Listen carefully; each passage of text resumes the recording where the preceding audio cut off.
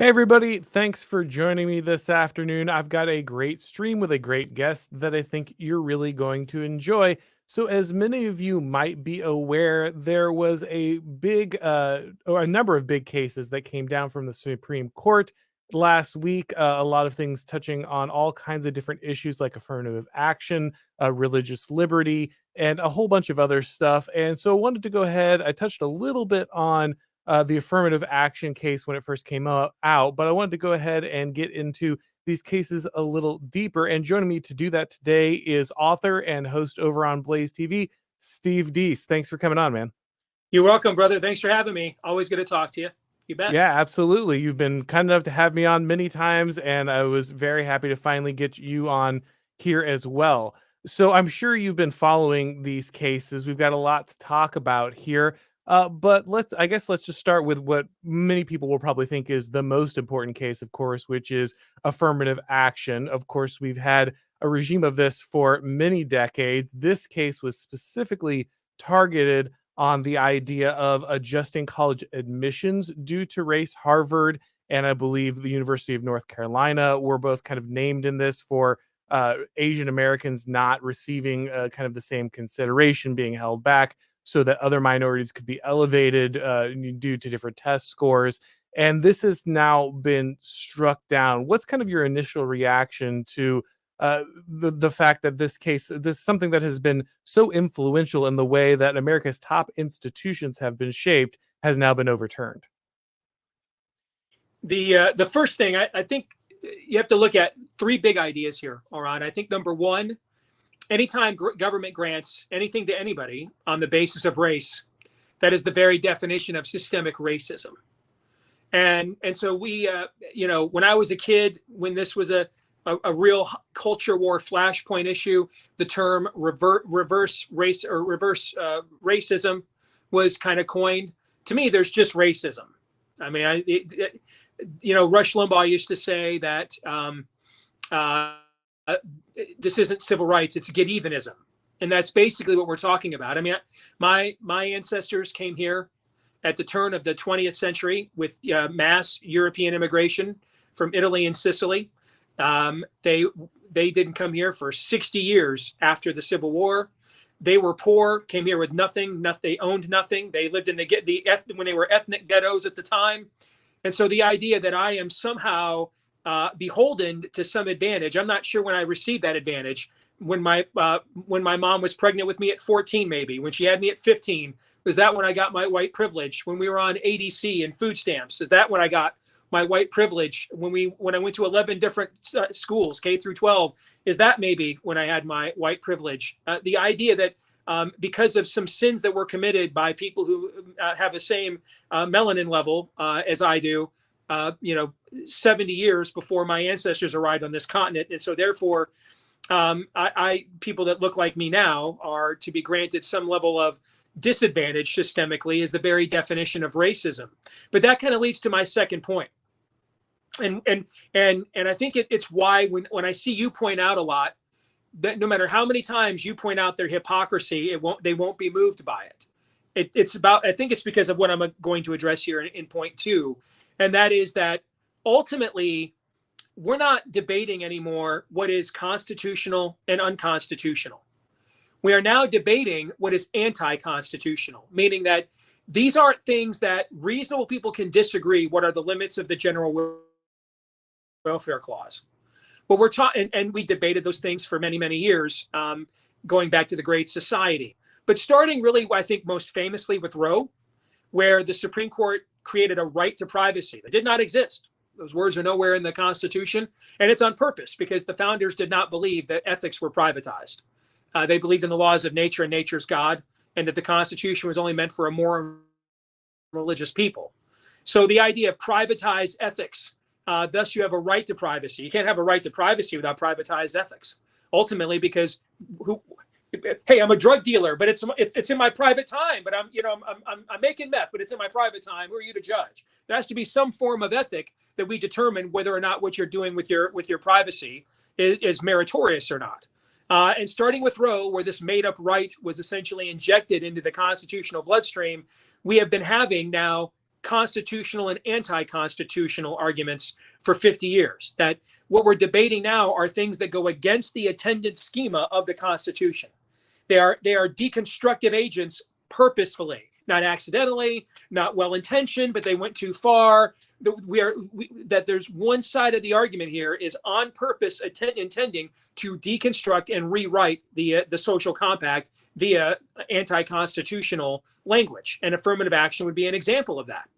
And that brings me back, and that brings me to the third point, that it seems as if, and maybe this is kind of fitting, when I was a kid, Reagan was credited with ending the Cold War, that he took a Soviet Union, and that coming out of the 60s and 70s, there was a lot of concern and paranoia. They were going to dominate, that we were a country in decline, and that he called that bluff and brought them to the brink of extinction, which inevitably happened in the couple of convening years after he left the White House. And so that was kind of the fulfillment. That was kind of the fulfillment of the greatest generation era of taking on totalitarian ideologies threatening the West, from Nazism to Japanese imperialism, and then to Marxism. In some respects, Trump is the successor to that, in that he has now vanquished, really, through his judicial appointments, the two hottest flash, hot flash culture war issues of the boomer era, which was how to deal with systemic racism with things like affirmative action and Roe and abortion. Those are, if you grew up in the 80s, those were the issues that were the most divisive culture war issues of that era, well into the 90s.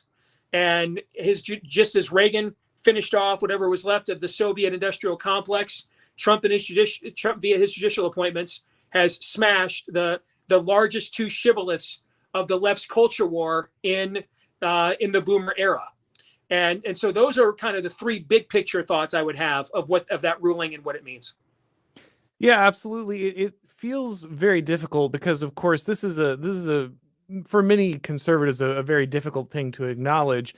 But the right has been very scared to address the Civil Rights Act or affirmative action when it becomes pointed at, I think, certain groups, very particularly, white people. Like you said, when that bias now comes towards whites, when that racism is aimed at whites instead of other groups, all of a sudden they get very skittish about pointing that out. And so I guess kind of, they felt a little better about the fact that it was also Asian Americans, of course, who were heavily biased against in this ruling.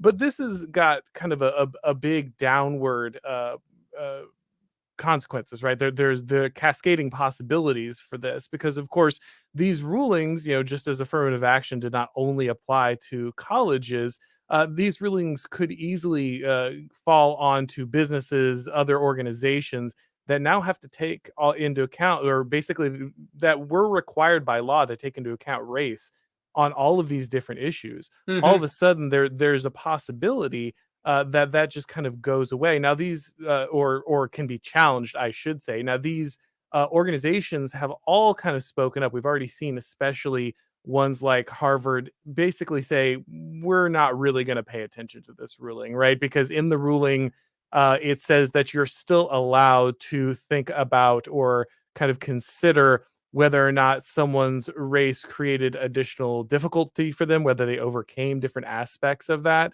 And so Harvard has already basically said, well, we're just going to we're going to skip the test scores. We're going to go directly to essays, and then we can just kind of take that into account still. Now, the ruling itself did actually say that you can't circumvent this with just an essay test instead. But right. But Harvard came out and directly said, actually, we are just planning to do that. So we have the ruling now, which is great. But do you think it will actually be enforced? Do you think that these organizations will actually change their behavior?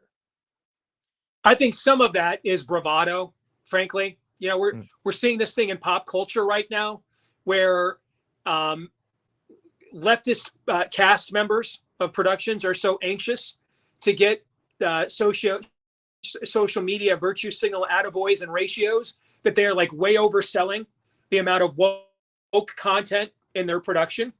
in order to, get the clickbait ratio they want. And then the rest of America is like, oh, okay, so you're insulting me. I guess I don't need to see that. And then they bomb at the box office, or they bomb on a streaming platform. And it turns out if you watch it like 6 months or a year later, you're like, yeah, I mean, there was, kind of your typical liberal bromides in there, but that certainly wasn't the woke him that I was warned about. They just way oversold it for social media style points and street cred. And I think that's some of what you're talking about with Harvard. But I also think some of it, and maybe even a lot of it, Auron, is irrelevant because Skynet is adapting, right? And so there was a monumental affirmative action case just a few years ago involving the University of Michigan too, with a very similar ruling. And what did we see in response to that?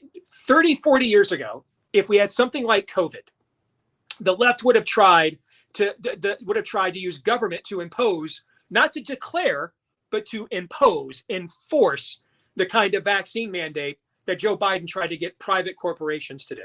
Because 30, 40 years ago, private corporations were largely friends or at least co-belligerents of people like you and I.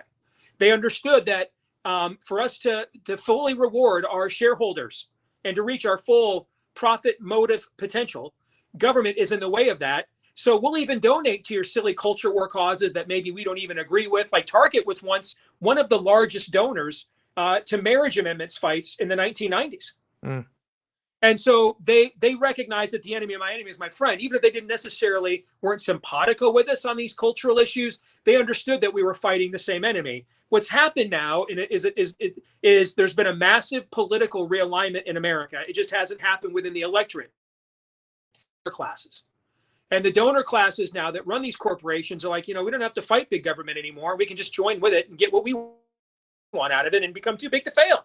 And TARP was kind of the first signal that this transition from the Lee Iacocca CEO of our childhood to the I'm really concerned about my diversity program, so that's where Disney will literally tank its stock. Its stock is down 50% in value, or since 2004. It's trading at 2004 market value right now, or 2014 market value right now, and yet shows no signs in doing more and more content that people don't want. Because they're believers now. They're true believers. They're doing this as they're on a mission from God. It's just a different one. Okay.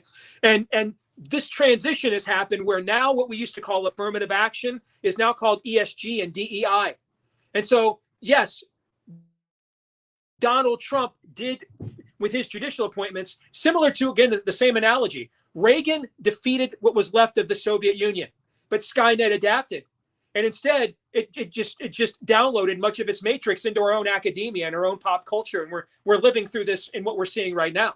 Similarly, you are watching the end of the affirmative action era, one of the hot button flashpoints of the culture war of the boomer era. You're watching it end from a public institutional standpoint. But again, the Skynet's adapted. It's just rebooted. Version 2.0 is called DEI ESG. All right. And you've seen a handful of Republican governors like DeSantis and a few others now trying to go after it. And I think that's where you live, is in Florida, trying to go after this within their own states to stop it from capturing the institutions on a local and statewide level. And so one front has ended, but this enemy is systemic and it's just repackaging itself now. And now it's called ESG and DEI.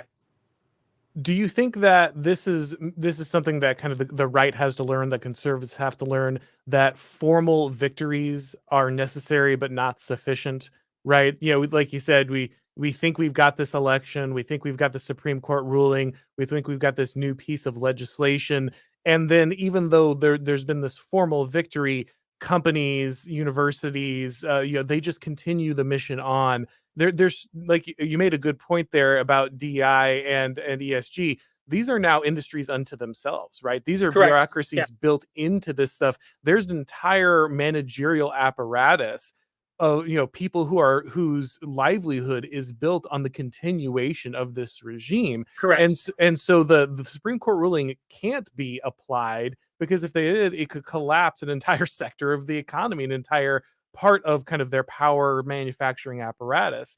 And so, but I guess the good news is that there is now the opportunity for lawfare, right? Like you said, in California, race-based admissions have been illegal forever, but it still goes on because the universities just don't care. the conservatives, they're not going to see these things change right away. They're not going to see these institutions change right away. But what they do now have is the opportunity for sustained ability to apply legal pressure to bring these things down. I think that is very well said. I think it's important to note that what is the backdrop of the conversation here? I mean, what is the cultural context of what we are alluding to? There's a great line in Mel Gibson's The Patriot. Why would I trade one tyrant 2,000 miles away from 2,000 tyrants for 2,000 tyrants 1 mile away? And what has happened is the singular figures of the racialist shakedown era, Jesse Jackson and Al Sharpton, that if you could get around them, or every time Jesse Jackson had a scandal and fathered another kid via adultery or wedlock, and he had to go into hiding for 6 months to a year, or every time Al Sharpton lied, which was regularly, right, meaning that the flaws of that agenda were largely rested on the precarious social status of the people carrying that agenda, like Jackson and Sharpton. So whenever they were if you could marginalize them, you could marginalize their agenda. They weren't as good at shaking down corporations and things of that nature over fake racism. What we have now, though, is the process has been democratized. That's what you just alluded to. This is an entire cottage industry. It's an economy of scale now. I mean, even here in Iowa, where I live, when we had the Floyd, the summer of George Floyd funerals, a venerable company owned by a Christian family going back many, many years, Hy-Vee grocery stores. They had massive, it was almost like the Passover, except instead of lamb's blood, they put massive BLM signs over their main awning, almost as if to say, please pass over us. We have made the necessary genuflection. Do not punish us. Okay. But leave our storefront be. And so this is a tumor now that is metastasized in many respects. And that is evidence of, I think, what is the most important cultural context that is often not discussed on the right and has to be discussed actually in all things. The social compact is broken. I think this is the most important thing to discuss beyond just the obvious theological nature of what we are dealing with, and that is the main cause of what we've become as a people, and the rival religion that has sprouted up from the spirit of the age to replace the old Judeo-Christian one, in a non-supernatural sense. The most important thing to remember when you look at anything happening in the country on any contested issue is you have to remember the social compact is broken. What do I mean by that?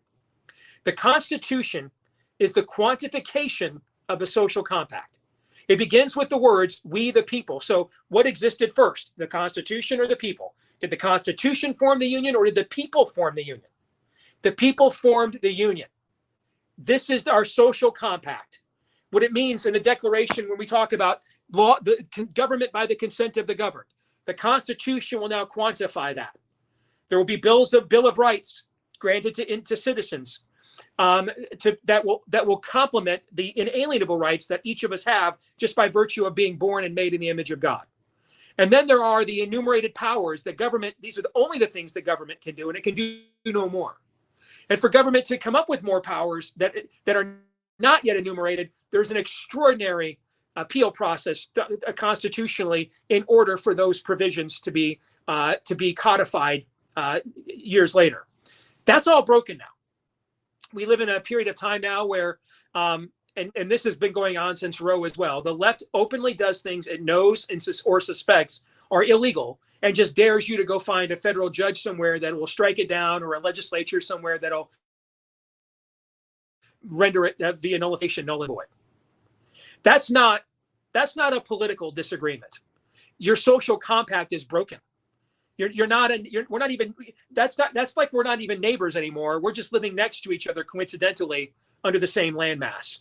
And the reason why that is important is, and I will confess that until the last few years, I held off on it fully embracing this, even though I suspected it for many years. Why? Because I've read a history book and a Bible, Auron, and so I know what it means. We cannot cavalierly say things like this.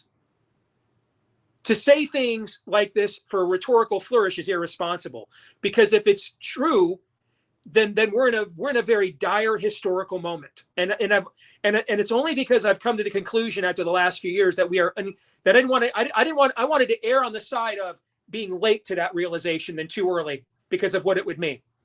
But now that the evidence is clear after the last few years that the social compact is broken, meaning we are living with people who don't just merely politically disagree with us, they have no interest in tolerating us or our viewpoints. And they're trying to undermine them. They're trying to end them. I think of your state, again, Florida. Go ahead. Oh, no, I was just going to say, I think that is ultimately the danger of thinking that contract law can kind of hold the country together, exactly. Right? Yes. I think that Christians, and this is a Christian country, at its very founding, but in many ways they allowed the faith in God and kind of the cohesion of a culture and a people to be replaced with the idea that a document itself could kind of supplant it. And so America Correct. was no longer a people, it was no longer a shared culture. Instead, it was now a document. Correct. And that document was what was to be exalted.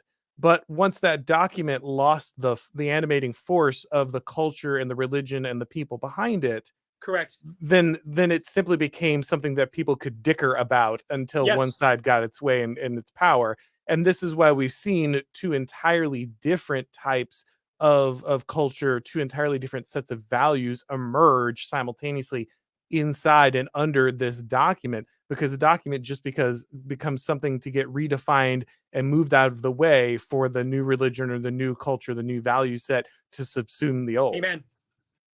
You just eloquently itemized what a broken social compact means. I mean, you don't quote laws at men with guns. You don't stand in front of Jason Voorhees and Michael Myers and scream, "Thou shalt not murder." They don't care. It's an irrelevant process. I think of your state again, of Florida. We learned in this last midterm election that 40% of your state, there is no performance level of normalcy, success, security that a Republican could perform that would get them to vote for them. That was quantified in this last election. I mean, your governor basically did a bunch of stuff people like me have only been blogging and doing talk shows about for 30 years. He did a lot of those things, and your state benefited greatly from it. And still 40% of your state thought, "I'll take the Marxism." That means that that 40% of Floridians, same thing happened in my home state of Iowa. We had a very similar governor in Kim Reynolds. She's just doesn't have quite the personality and does it quietly. And Iowa's not the battlefield that Florida is, but she also moved our state the furthest right it's ever been. She got about 60% of the vote too. And that means about 40% outside of like a Mississippi, Alabama, where being red state is ingrained in the water table.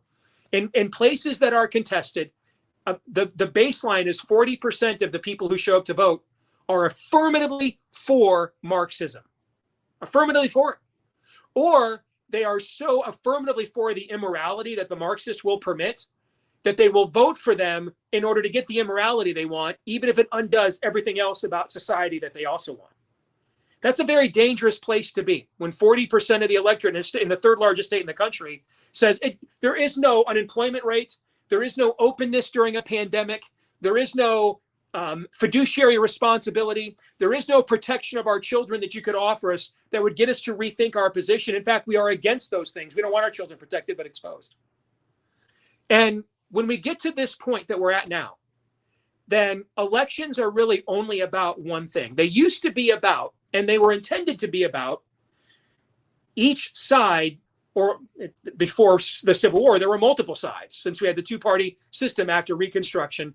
Prior to Reconstruction, every party had its own vision for what was the right way to adjudicate, live out, protect the laws of nature and nature's God, to the pursuit of happiness and what that meant.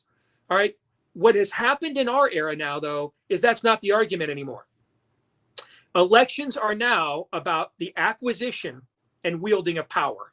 No more, no less. Power to punish your enemies before they punish you, and the power to protect people from the people's enemies before they get power and use it to punish them. It's not about making the trains run on time, not about jobs in the economy, not about any of that. None of that matters now. And if the right does not understand that, then we are in many respects going to be we're going to be like the redcoats in the Revolutionary War. We never really defeated the British, Auron. They just got tired and went home. They got tired of fighting. There was no like grand battle. Yorktown's maybe the closest, but there wasn't a moment that everyone agreed, wow, the British. In fact, they came back like a decade later in the War of 1812 and tried it all over again. They just got tired.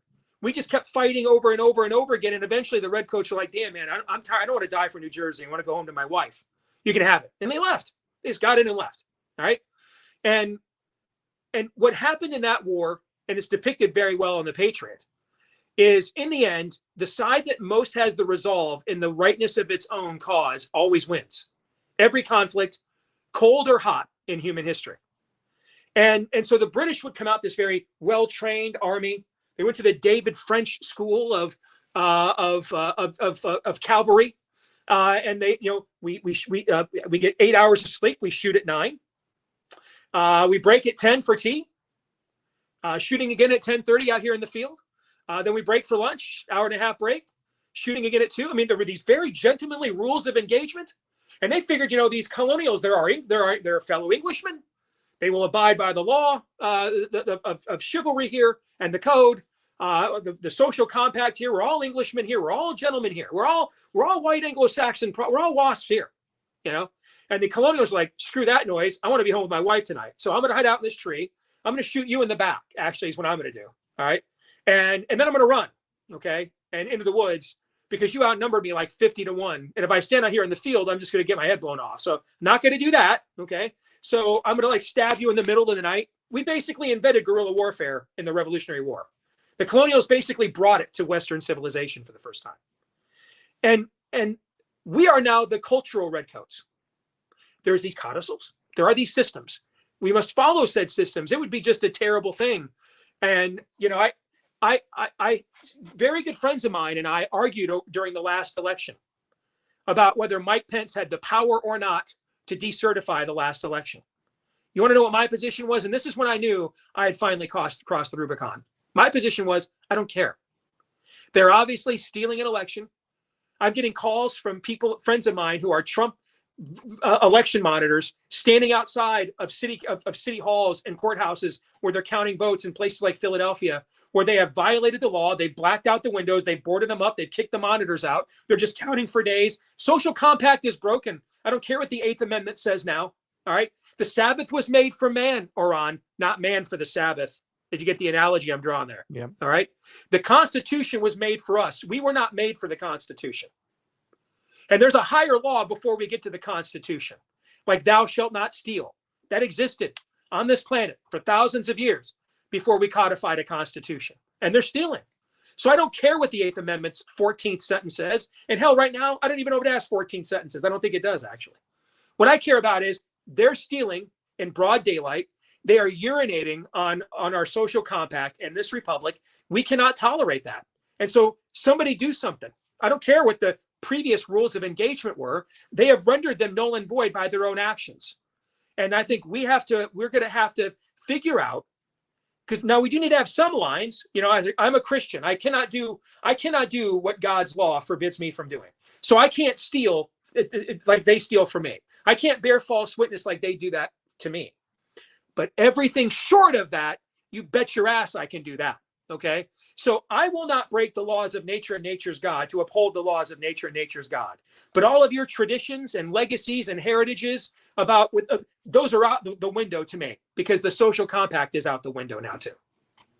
Well, and it's very clear that the left has had this approach for a very long time, right? Everything from sanctuary cities to, like we said, blowing off laws that don't allow you to have race-based emissions in California. They simply ignore it. They know that they are not beholden to those things. Now, I think there are mechanical reasons that they get to do that we don't, and that's something that the right has to understand as well. There are all these different informal or there are these victories at different levels that have to be won for you to have those options.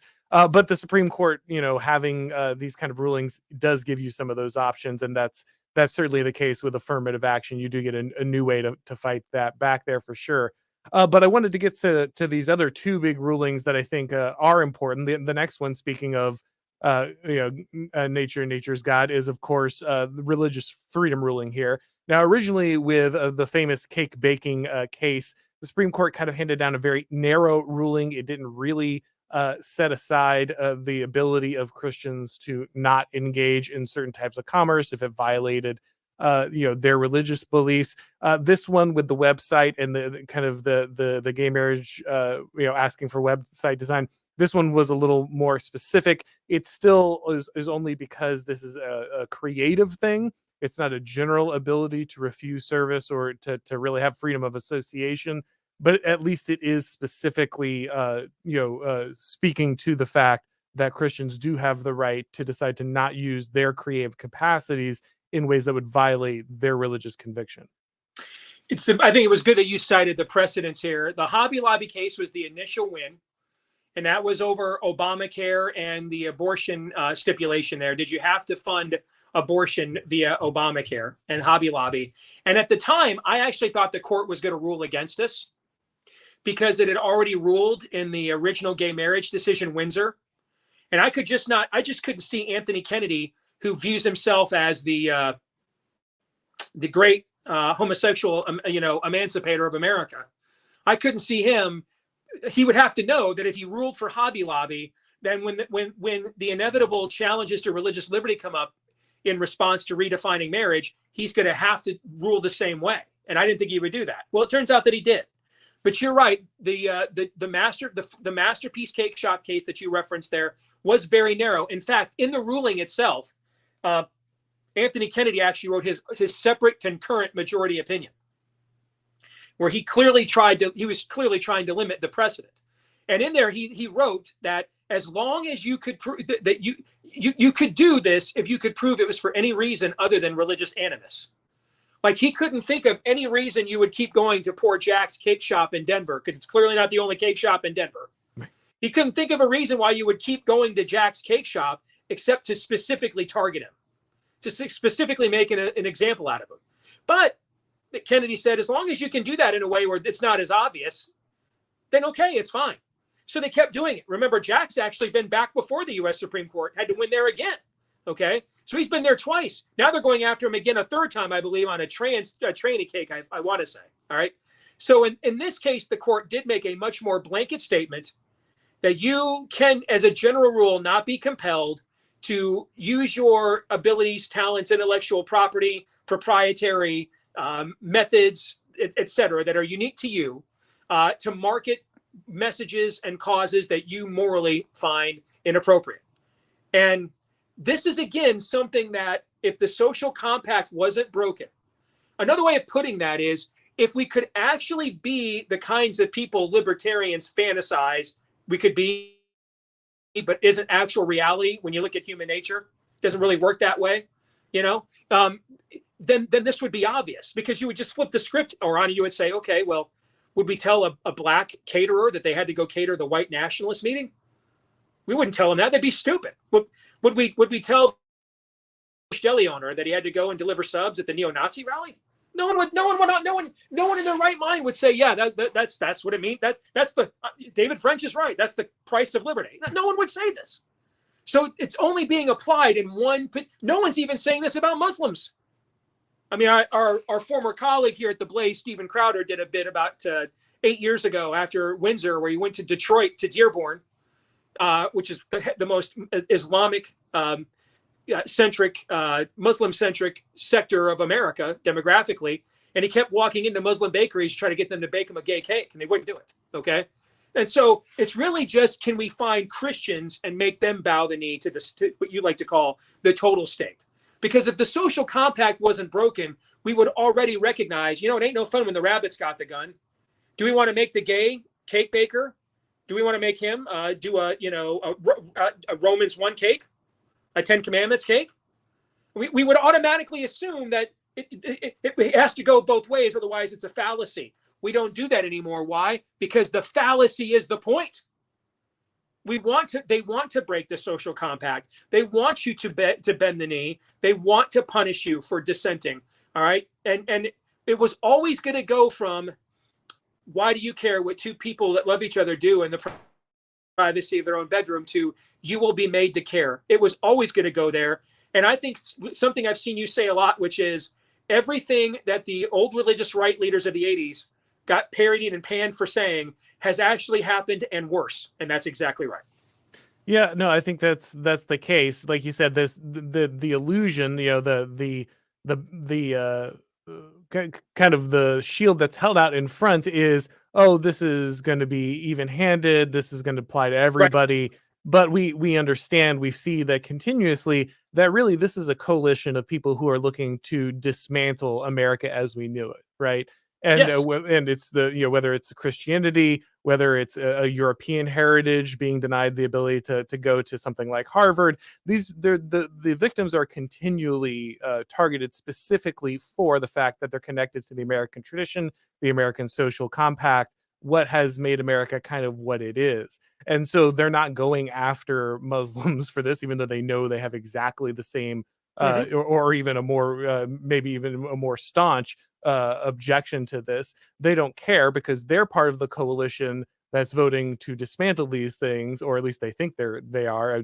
Numerically, I believe they are at this point, and Christians are not. And so it's about punishing your enemies and rewarding your friends. And so you turn a blind eye to those that might vote for you in other situations, and you turn the eye of Sauron directly on those who are kind of against your coalition.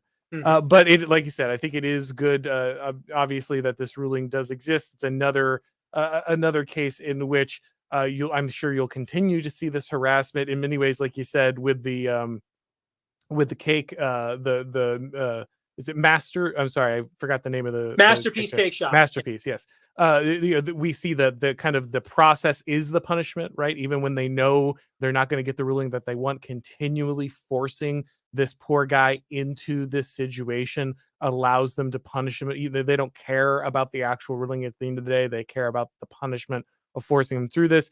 But now there is that legal precedent that again allows the reciprocal ability of conservatives, if they have kind of if they can grow the spine, to push back on these lawfare cases and say, okay, well, we can bring similar cases now Mm-hmm. against different organizations now that we have those precedents. But there's one more that I want to talk about with you before we get to. I want to talk to you about July 4th here too in just a second, because I think you have an interesting perspective on kind of where the country's at, and I wanted to pick your brain about it. But the last case that was kind of important over this week last week was the rejection of Biden's attempt to pay off student loan debt, to forgive student loan debt. Of course, we know there is no forgiving student loan debt. It doesn't magically disappear. It just means someone else pays for it. Now, I know that this is a good win for conservatives and for the right in general, because basically this was one big attempt at a big client class payoff, right? Yeah. They know that colleges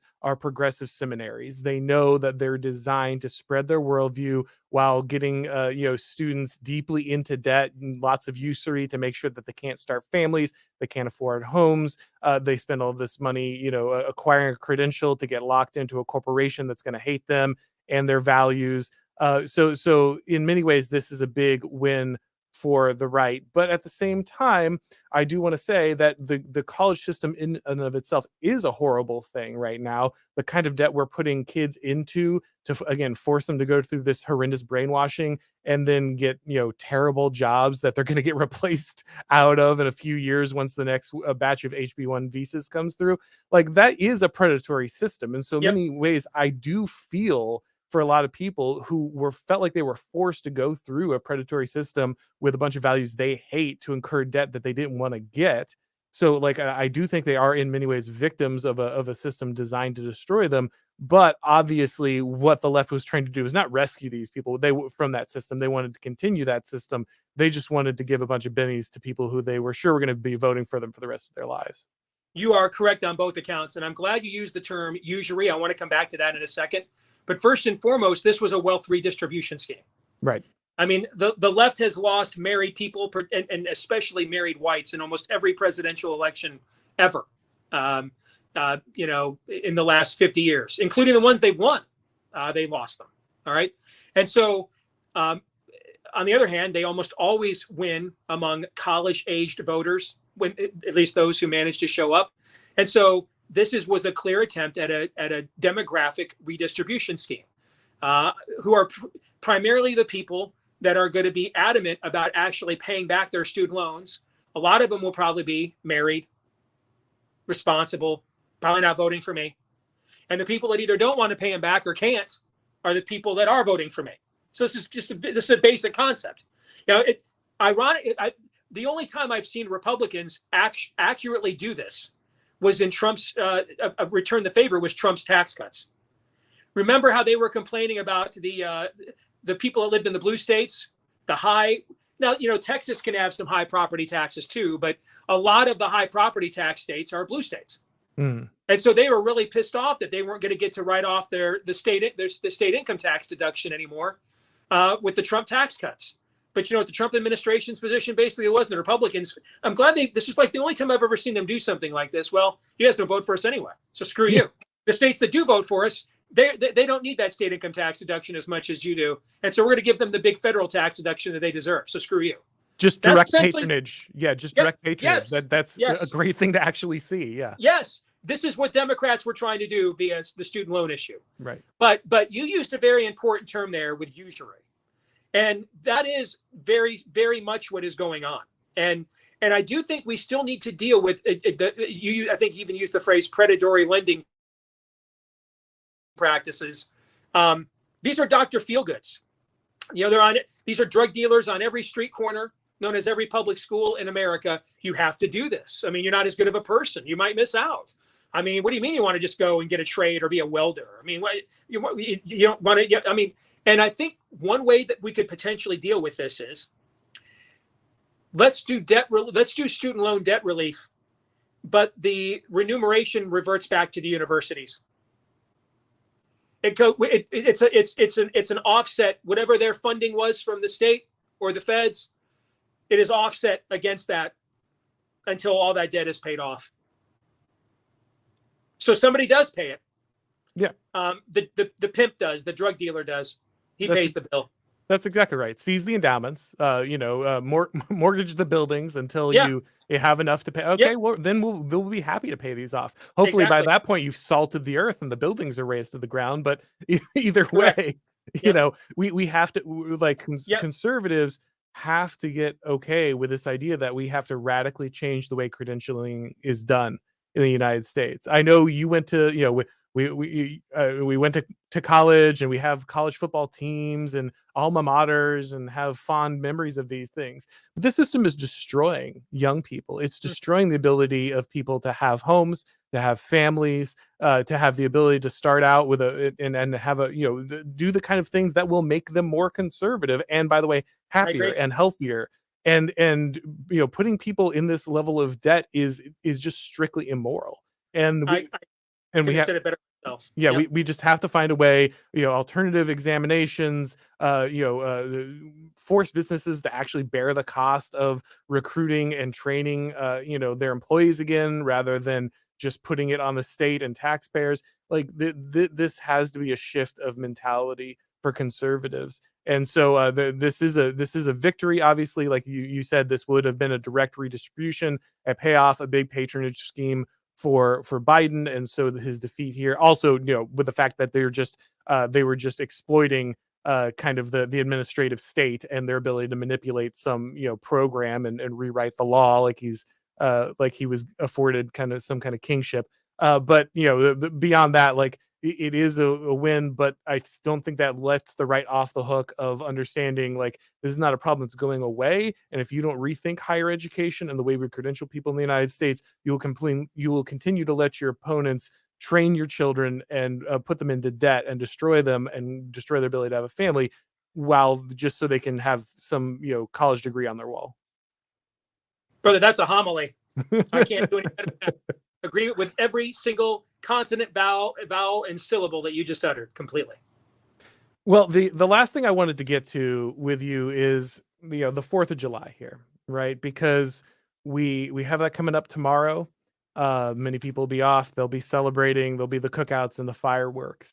But it's a rough time for America, right? We look at what happened last month. We look at the White House draped in the pride flag. We look at our service members saluting the pride flag, right? We've replaced the flag of the nation with a flag of empire, right? One of global conquest with a whole Mhm. different set of values and a whole different constituency behind it. And it's very difficult, I think, for a lot of people. I grew up, I was the son of a military officer. I grew up on military bases. A lot of my friends are service members. I have a deep respect for the people who have fought for this country and sacrificed for this country and still feel compelled to do so. But I can understand the difficulty of looking at a nation that has been twisted like ours has, and I'm feeling conflicted on these kind of patriotic holidays. I believe I've heard you say this, and some of my listeners might be surprised because they're not used to hearing it from somebody who kind of has the level of notoriety you have in a more mainstream conservative setting. But correct me if I'm wrong, but I believe you said we don't need to save this nation, we need to defeat it. Yeah. Um, and I just wonder, how do you feel having said something like that? How do you feel when you're looking at something like July 4th? Well, like you, my wife's an Army brat. She was born in Nuremberg, West Germany at the time, while her dad was stationed there. My father-in-law, we just buried him with a full military funeral last August. Career 101st Airborne. Guy jumped out of planes and helicopters for a living for over 20 years. And my new son-in-law, who bears my same first name, Stephen, he's in the National Guard right now. So there's a lot of history and lineage and legacy with the armed forces and in our family. And I am saying things right now. I'm a child of the 80s, man. I grew up in the We're America bitch 80s. Okay. And so this is not my native tongue. I had to be compelled here. This is not my generational bias whatsoever. In fact, I'm going against it. But all my career, I have always done an Independence Day show, a special July 4th show, looking back on our history. I have a long-standing recording of a great stage actor who passed away about 10 years ago, who traveled the country doing John Adams from his own writings. And I would play that every year on my show. We'd look at the deciding vote for the Declaration of Independence. Caesar Rodney was the deciding vote for the state of Delaware. Because it was going to be unanimous or nothing. And Delaware was the last holdout. And there were 3 people to a delegation. And Rodney was home sick. And he rode horseback through the night from Delaware to Philadelphia through violent thunderstorms, violent illness, in order to get there to cast the deciding vote for the Delaware delegation. So it would get to 13-0. Yes, they voted to ratify the Declaration of Independence. And this is the first year ever I haven't done it. Even in past years, I did it even when I wasn't feeling it, Auron, because there's a great line in the Man of Steel movie when Jor-El and Zod both are angry at what's become of the government of Krypton. And Zod breaks in with like some crazed, armed military takeover. And he thinks his old friend Jor-El is going to join him. And Jor-El looks at him and says, "I will honor the man you once were by not joining you in this." And so I always felt like I'm at least going to still honor the country we once were or were created to be by continuing to do this special episode every year. We got to the end of last week, and I said to my co-host Todd and Aaron, I'm like, guys, we never plotted out our 4th of July show, and now we're off on the 3rd and the 4th.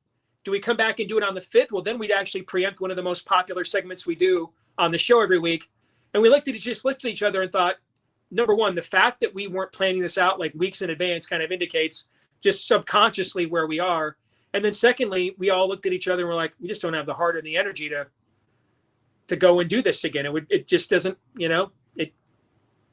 I don't know if it's right. I don't know if it's wrong, but it's honest about where I am. And I mean, we're one more debauched stripe on the rainbow flag, Auron, from me kneeling at the national anthem now. What am I standing up for? Tranny madness, grooming, sodomy in the streets? I don't care about any of that. In fact, I'm opposed to it. So I mean, what are we playing? 2, 3 national anthems at the Super Bowl now? I mean, I just, Yeah, I was going to say which national anthem, which flag at this point, right? Yes, yeah. And so I'm just, you know, I'm really raw about this right now. And I don't like doing things if it feels like I'm just kind of forcing it. I don't like contrivance, and it just felt like the fact that it wasn't every year by the middle of June, I'd already have my 4th of July show planned, what date we're going to do it and everything else.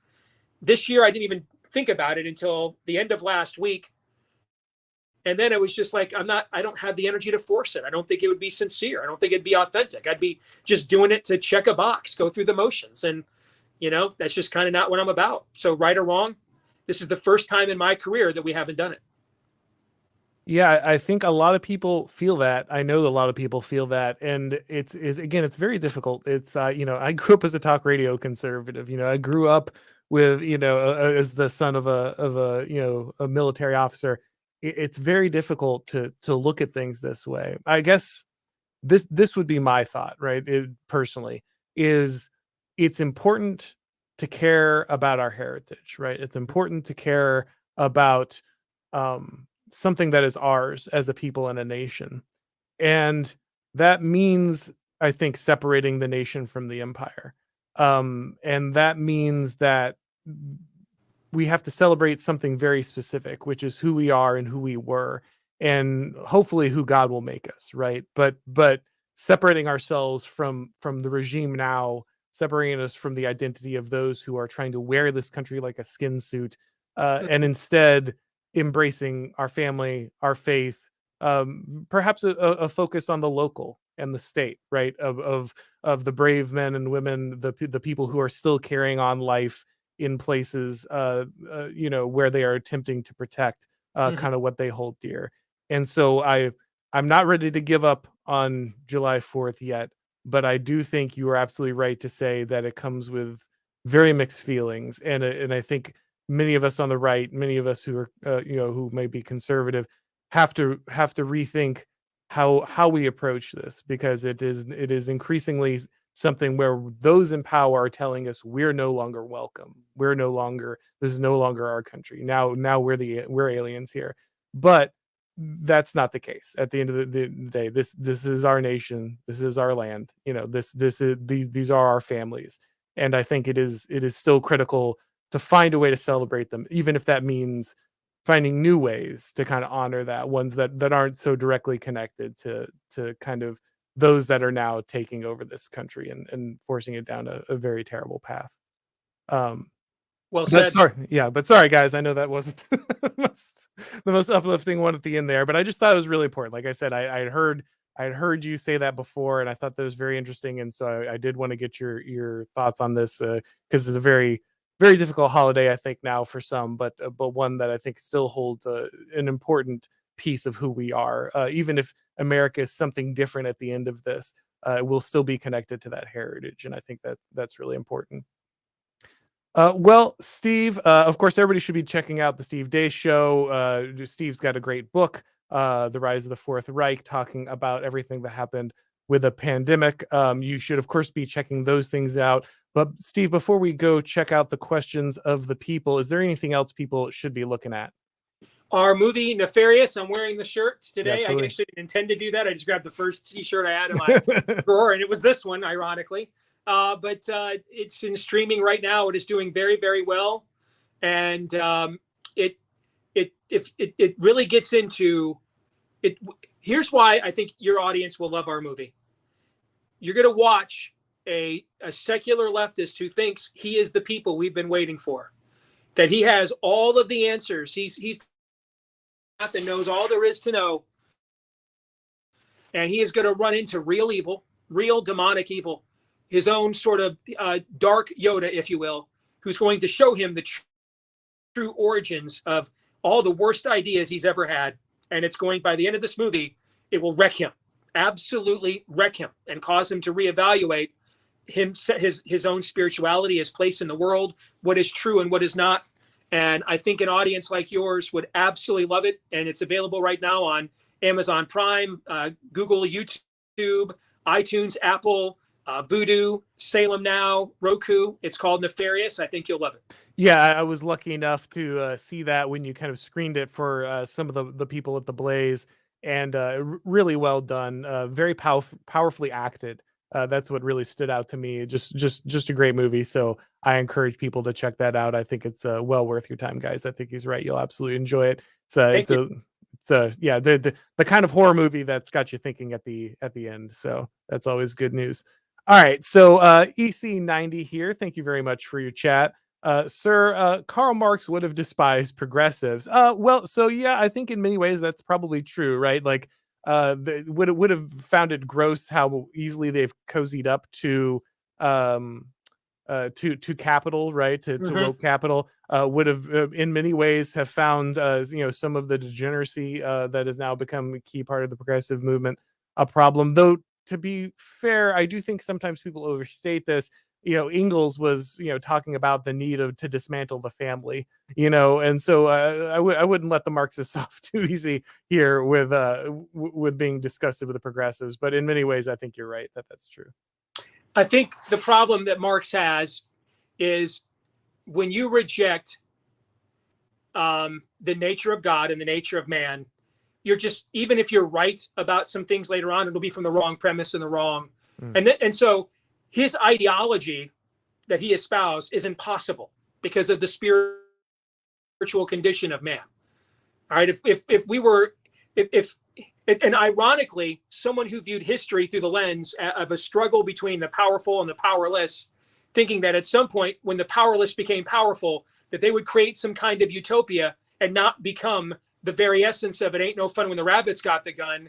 That again is a misreading of human nature. And the reality is, if ultimately, if you do view history as a struggle between the powerful and the powerless, then what today's progressives have done even is a more honest fulfillment of what Marx prophesied than even Marx prophesied himself. They aligned with power to get the power they needed to no longer be powerless. That is the human condition. And that's really the history of our species, short of the 247 years history of this country and a generation or two of Old Testament Israel before its spiritual rebellion. That is largely the history of our species governing one another and ourselves on this earth. Yeah, whatever valid criticisms he may have had, like you said, that rejection of human nature just, of course, absolutely dooms the project of and basically just turned it into something that allowed people to try to reconstruct natural hierarchies, invert natural hierarchies in a way that just destroys everything from families to religion to society itself. And we're certainly feeling the reverberation of that. He must have forgot all the guillotines at the French Revolution, after the French Revolution. He forgot, or have been really excited about them either. That's yeah. Very well said. Yeah. There you go. I feel you. Yeah. All right, guys. Well, we're going to go ahead and start wrapping this up. I want to thank everybody who came by. And of course, I want to thank Steve, an excellent guest. Of course, like I said, make sure you check out his show, his book, the movie, all really great. Steve, thank you so much for coming on. It was a pleasure talking with you. You bet, man. You're a very smart dude. You're one of the few people in this business I actually quote affirmatively. So thank you. I thought it was great when we brought you on board, and glad you're a part of the team. So thanks for having me. Thanks, man. Thank you, man. All right, guys. Well, we're going to go ahead and wrap this up. And as always, I will talk to you next time.